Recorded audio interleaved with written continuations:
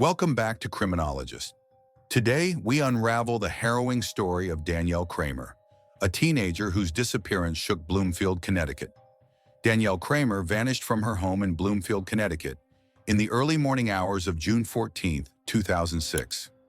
Because she was known to occasionally run away, police initially did not treat the case as a kidnapping. But later, for reasons both physical and digital, their focus shifted to a questionable acquaintance of her parents, one who may have been grooming her in the months leading up to her disappearance, according to the National Center for Missing and Exploited Children. Danielle Erica Kramer was 14 at the time she vanished. Some media outlets have her name spelled with a C and some with a K, and some media reports allege she was 15 at the time she went missing. However, a police statement counters that fact.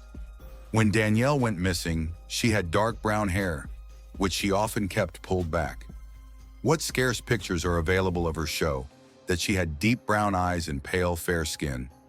Her parents told police that they believed she left with someone she knew, possibly someone she was groomed by, as no signs of forced injury were found around the home or property. In the days following Danielle's disappearance, investigators searched for any clues leading to her whereabouts, but came up empty-handed. Attention was initially focused on 41-year-old Adam Galt, a dog trainer from West Hartford, Connecticut, who had previously worked for the girl's family. While Galt was interviewed multiple times by authorities, including just 4 days after the girl initially went missing, police were unable to connect him to the victim. This would change, however, when digital forensics were finally processed. Detectives obtained Danielle's cell phone records, which showed that she'd been in frequent contact with the 41-year-old, and while Adam Galtz admitted that they had been in contact, he denied any involvement in her disappearance. Detectives pressed him for information on the missing teen, but without a search warrant, investigators never got past Gold's front door. Media reports do not specify what the final impetus to get a search warrant actually was, but just under a year later, on June 6, 2007, a judge signed off on a total search of the 41-year-old dog trainer's home. Officers who served the warrants were searching inside of the dilapidated and ramshackle home when a law enforcement agent identified as Officer Blatter moved aside a bedroom dresser only to discover it was actually blocking a small door. The policeman recalls the moment the teen was recovered.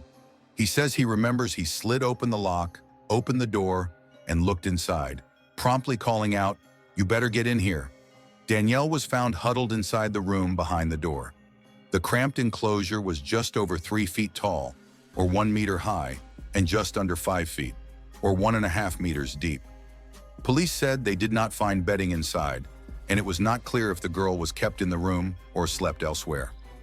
Police arrested the 41-year-old Galt, who was almost 3 times the captive girl's senior. They also arrested his living girlfriend, 40-year-old Ann Murphy. Another woman who lived in the home, 26-year-old Kimberly Cray, was also arrested. A male teen was also discovered living in the home, identified only as a 15-year-old boy. It was not clear whose child he was or if he was even related to any of the occupants. The male teenager's case has been referred to the Department of Children and Families. It is not clear what the relationship was between the 26-year-old woman, Kimberly Cray, and the couple in their 40s, as she is simply described as a roommate. Nor is it known how the other 15-year-old male factors into the crime. As another victim at a press conference to announce the positive twist in the case, a reporter questioned if the girl went willingly and if the relationship with the 41-year-old was consensual.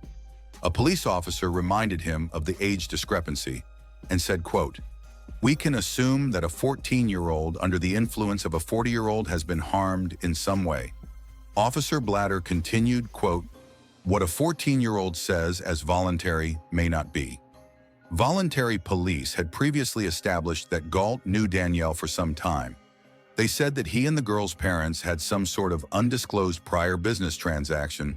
This may have been when Danielle first came into contact with the man, decades or senior, during the time police were looking for the teen. Galt subjected Danielle to physical and psychological abuse.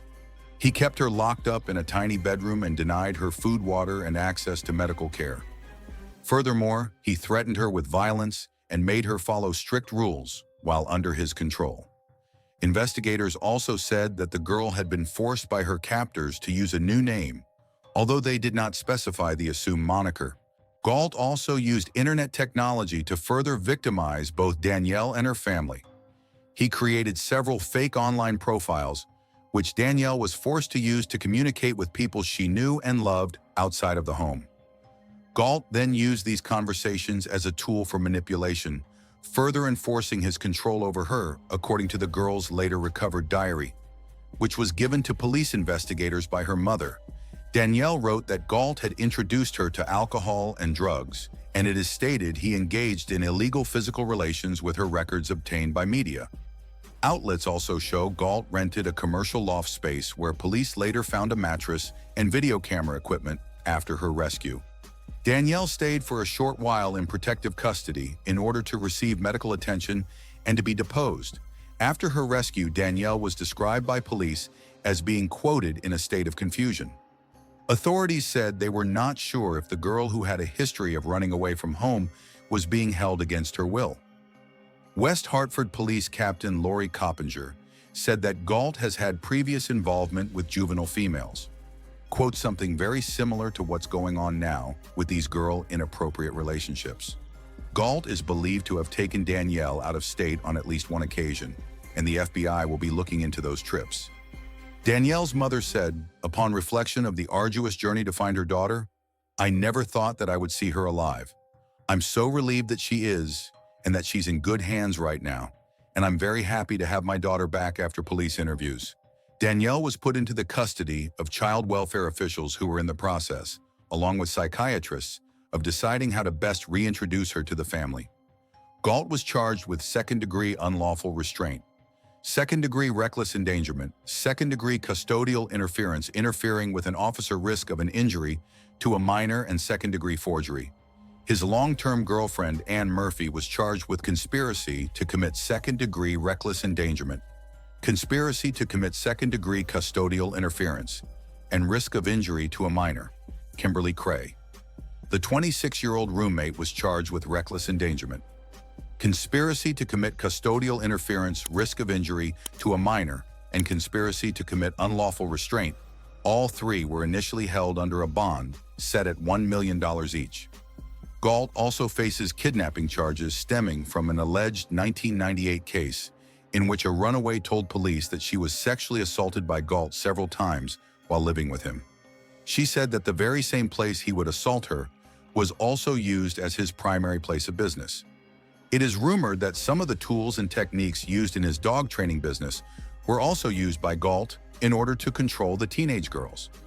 The 1998 victim did not come forward until Galt was arrested for Danielle's disappearance, and she has been able to remain anonymous throughout the media coverage of the case. Superior Court Judge David Gold ordered Adam Galt transferred from the correctional system to the Wedding Forensic Division of Connecticut Valley Hospital for a 60-day evaluation. Forensic evaluators found that Galt was clinically depressed and unable to assist in his own defense at the time. His hair was long and unkempt, and he spent most of his time looking down and acting, which his critics say was false, as evidenced in contrast to his later court appearances when he sported a crew cut and seemed alert as he answered the judge's questions. Some close to the case described Gold's claim that he was crazy as, quote, a stunt that they say is designated to get him out of the general prison population and into a state mental hospital where he can enjoy such luxuries as watching television and would have access to a library, an environment highly preferable to the general population. While the judge agreed with the psych report, he expressed his skepticism in regards to some of the findings, commenting that Galt is a clear predator, a man who persisted in locating, grooming, and abusing multiple vulnerable young women. The state prosecutor said that Galt cleverly and cunningly befriended his previous victim prior to her 16th birthday in the same manner that he would later befriend 14-year-old Danielle nearly a decade after his first victim was captured. The prosecutor added that Galt took the first girl from West Hartford and that she lived with him in Vernon for 6 weeks. Court documents indicate that Galt is accused of kidnapping the 1998 girl around April 22nd. The prosecutor says that she was allowed to leave the Vernon home on June 2, 1998, When she left, the prosecutor said Galt grabbed her by the neck and pushed her. In addition, the prosecutor said that there were plans for the girl to hide if police came looking for her. At one point, he said there was a knocking, presumably on the front door, and the girl got out through a bathroom window. Galt pleaded guilty only to first-degree kidnapping for the 1998 incident. The likely reason that he was even able to be charged is that Connecticut law puts no time limitation on prosecutions for kidnapping as opposed to other crimes, which under the statute of limitations in effect at the time married at only about 5 years to prosecute. State law has since been changed to allow for the prosecution of sexual assaults of children that were reported any time before the victim reaches 48. In the more recent case, Galt pleaded guilty to first-degree kidnapping conspiracy to commit that crime risk of an injury to a child, as well as 4 counts of second-degree sexual assault, also known as statutory rape.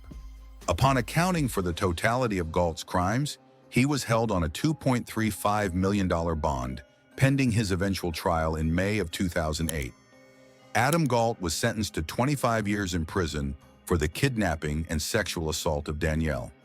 His prison term will be followed by 20 years of mandatory probation, a criminal restraining order against the victims and their families, and mandatory sex offender registration.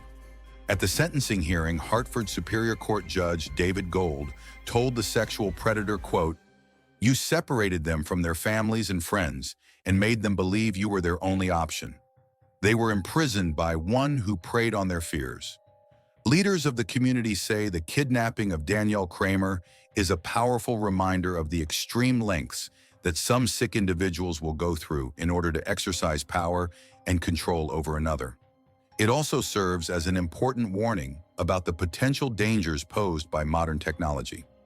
If you or someone you know is dealing with online grooming in the United Kingdom, you can make a report at ceop.police.uk. If you're in the US, contact the Internet Crime Complaint Center by filing a report at www.ic3.gov or by calling 1-800-84-35678. If you found this video insightful, please like, subscribe, and hit the notification bell for more true crime stories. Let's keep our communities safe together.